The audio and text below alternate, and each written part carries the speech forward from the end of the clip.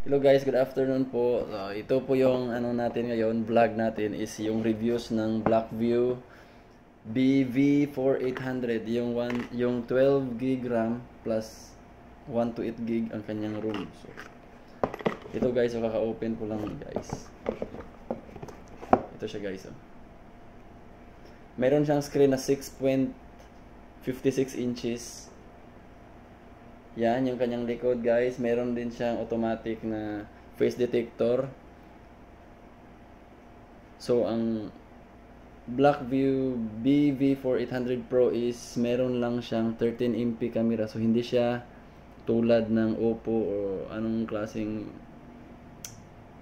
cellphone dyan na maganda ang camera. So, ang kanyang ano dito, ang kanyang screen, ang kanyang rear camera is only 13MP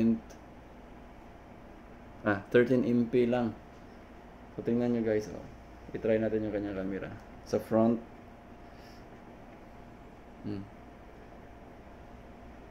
So yan yung kanyang front camera. Yan.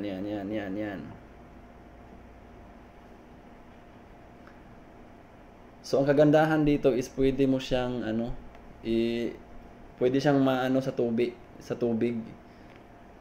Kung mahulog siya sa ilalim ng tubig for 30 minutes, okay lang.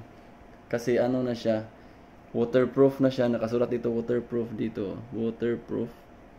Tapos sa kabila naman is shockproof. So pwede siya kahit ganyan. Kasi rubber yung kanyang rubber yung kanyang dito sa gilid. Ang case niya is rubber. Yung case niya is built-in na. So, hindi mo na kailangan bumili pa ng mga case kasi built-in na to. Yan.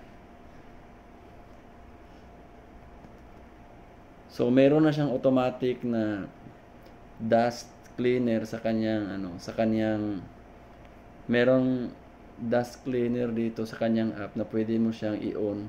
Tapos yung kanyang speaker dito, kung marami ng dust, ilalabas yan.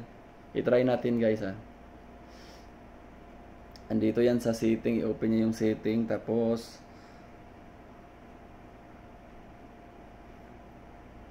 yan, i-search mo dito yung dust cleaner.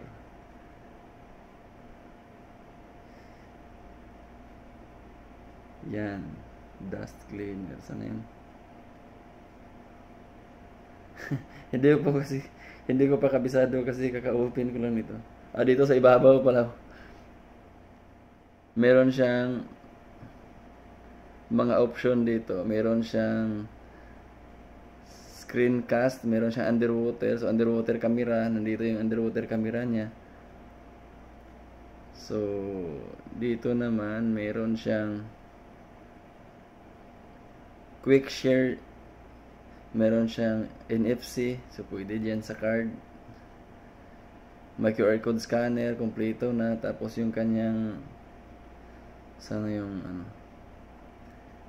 dust cleaner.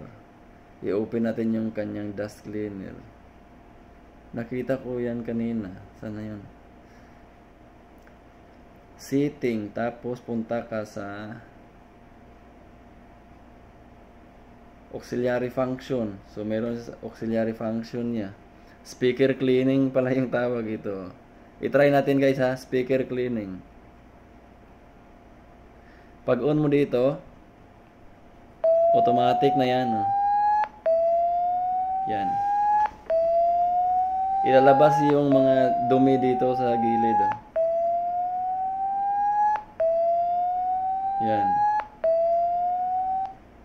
Yan. Yan yung automatic cleaner ya.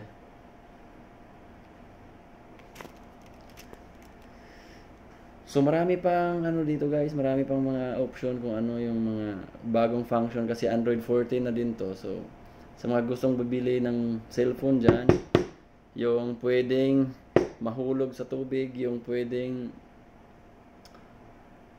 malaglag na hindi nasisira, ito yung yung Blackview. Yung unit na Blackview, i-search nyo lang guys, unit na Blackview. Meron pong siyang iba-ibang klaseng, iba-iba yung kanyang model na number. meron din siyang, may magaganda din camera, may, yung battery is, meron ding 10,000 mAh na battery, so pwede kayong mag-search dyan guys. So yan lang guys ha. Sige, bye bye.